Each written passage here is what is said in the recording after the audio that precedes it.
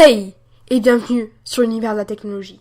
Aujourd'hui, je vais faire une vidéo pour vous apprendre comment, dans le futur, l'homme pourra coloniser Mars.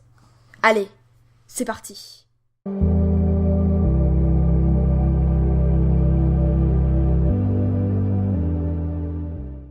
Tout d'abord, il faut savoir que depuis plusieurs décennies et même siècles, nombreux sont ceux qui ont rêvé de coloniser d'autres corps du système solaire. Aujourd'hui, grâce aux avancements technologiques dans le voyage spatial, l'utopie est en train de devenir une promesse d'accomplissement. Jusqu'à présent, les humains n'ont pu atteindre que la Lune à 384 000 km de là.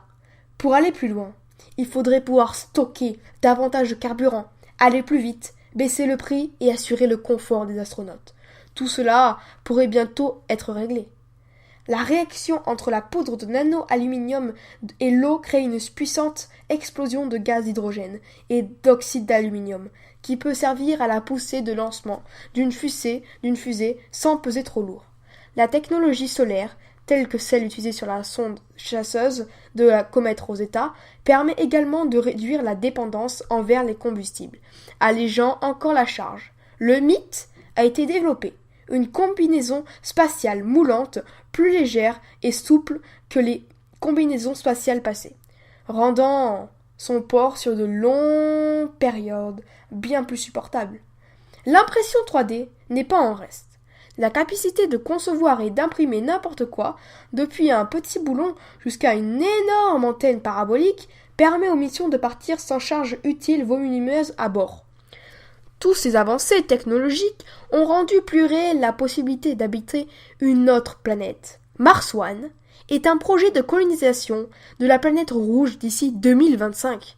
Il faudra, pour cela, envoyer sur Mars dans les prochaines années des rovers et des unités proches des pôles pour avoir de l'eau, assez proche de l'équateur pour bénéficier de l'énergie solaire et en même temps assez plat pour pouvoir bâtir les unités de vie s'aspireront l'eau du sol en chauffant la glace souterraine.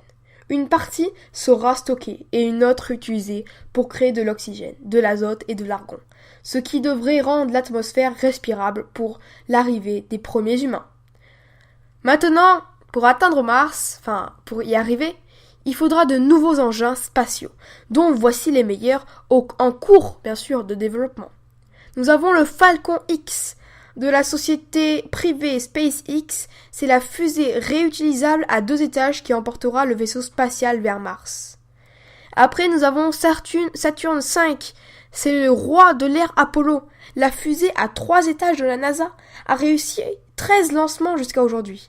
Une conception similaire, telle que le système de lancement spatial de la NASA, SLS, pourra également transporter les astronautes sur Mars. Après, nous avons la fusée Vasmir. C'est une fusée magnétoplasma à impulsion spécifique variable convertit le gaz en plasma magnétisé. Un carburant puissant qui permettra de réduire le temps du voyage. Après, enfin, nous avons l'assemblage de la NASA et l'assemblage de la société SpaceX qui ont fait une capsule d'équipage. C'est le véhicule spatial multi-usage Orion de la NASA et la capsule Dragon de SpaceX pourront transporter les colons vers Mars. Donc bien sûr, sur Mars, il faudra pouvoir abriter la vie. C'est pour ça qu'il y a des combinaisons en développement. Donc c'est des vêtements spatiaux plus légers et confortables que les tenues classiques. Donc voilà. Après, nous aurons aussi des véhicules de secours qui sont en cas d'urgence. Les habitants de la planète auront les moyens de s'échapper. Nous aurons des approvisionnements. Donc ça veut dire que l'eau sera extraite de la surface martienne en chauffant la glace. Nous aurons un module d'habitation. Les habitants vivront à l'intérieur de dômes sous pression qui seront reliés à l'approvisionnement en eau. Nous aurons aussi une usine. C'est les chlorofluorocarbures seront fabriqués dans les usines à partir du sol et de l'air avant l'arrivée du premier équipage. Et nous aurons enfin aussi la terreformation, c'est les chlorofluorocarbures seront libérés dans l'atmosphère pour piéger la chaleur du soleil et créer une couche d'ozone. Donc une couche d'ozone, c'est ce qui permet de retenir la couche solaire et qui permet de se sentir bien. Voilà. Donc c'était tout pour les avancées techniques. Donc, si la vidéo t'a plu et que tu as appris quelque chose sur comment coloniser Mars dans le futur, n'oublie pas de lâcher un like et de t'abonner, ça fera extrêmement plaisir. Donc voilà, n'oublie pas de me suivre et de me follow sur Twitter, ça fera aussi extrêmement plaisir. Donc voilà, c'est la fin de la vidéo, j'espère que cela t'aura plu et je te dis à la prochaine. Voilà, sur la chaîne La Topologie. Ciao!